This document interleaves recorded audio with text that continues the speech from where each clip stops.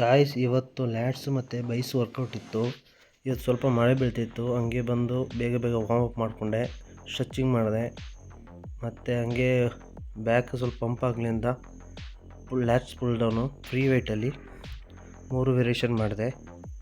3 ವರ್ಷ ಮಾಡ್ದಂಗೆ workout start ಮಾಡಿದೆ.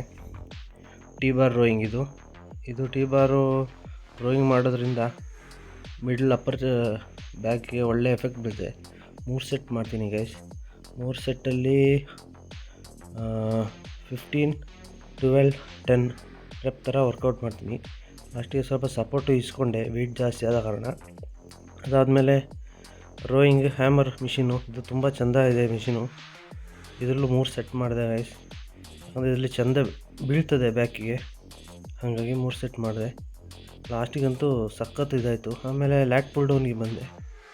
ಲ್ಯಾಟ್ ಪುಲ್ ಡೌನಲ್ಲಿ 3 ಸೆಟ್ಟು, 2 ವೇರಿಯೇಷನು, ಒಂದು ಫ್ರಂಟಿಗೆ ಮತ್ತು ಬ್ಯಾಕ್ಗೆ. ಫ್ರಂಟಿಗೆ ಅಂತೂ 3ನೇ ಸೆಟ್ಟು ತುಂಬ ಕಷ್ಟಪಟ್ಟೆ. ಆಮೇಲೆ ಬ್ಯಾಕಿಗೆ 3 ಸೆಟ್ಟು. 3 ಸೆಟ್ಟಲ್ಲಿ 2 ಸೆಟ್ಟು ಈಸಿ ಆಯಿತು, 3ನೇ ಸೆಟ್ ಸ್ವಲ್ಪ ಕಷ್ಟ ಇತ್ತು.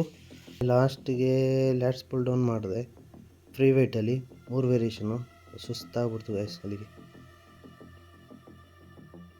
ಡಂಬಲ್ಸ್ ತಗೊಂಡು ಬೈಸಿಪ್ಸ್ ವರ್ಕೌಟ್ ಸ್ಟಾರ್ಟ್ ಮಾಡಿದೆ ಗೈಸ್. ಇದು 3 ಸೆಟ್ ಮಾಡಿದೆ ಟೇಬಲ್ಲಿ ಮಲ್ಕೊಂಡು. ಇದು ಒಳ್ಳೆ ಎಫೆಕ್ಟ್ ಬೀಳ್ತದೆ ಬೈಸಿಪ್ಸ್ಗೆ. ಮತ್ತು ಹ್ಯಾಮರ್ ಮಾಡಿದೆ, ಅದು 2 ಸೆಟ್ಟು. ಮತ್ತು ಕೇಬಲಲ್ಲಿ ಇದು ಬೈಸಿಪ್ಸ್ಗೆ 2 ಸೆಟ್ಟು, ಮಿಷಿನಲ್ಲಿ 2 ಸೆಟ್ ಮಾಡಿದೆ ಗೈಸ್. ಅಲ್ಲಿಗೆ ಮುಗೀತು ಗೈಸ್ ಇವತ್ತಿನ ವರ್ಕೌಟ್.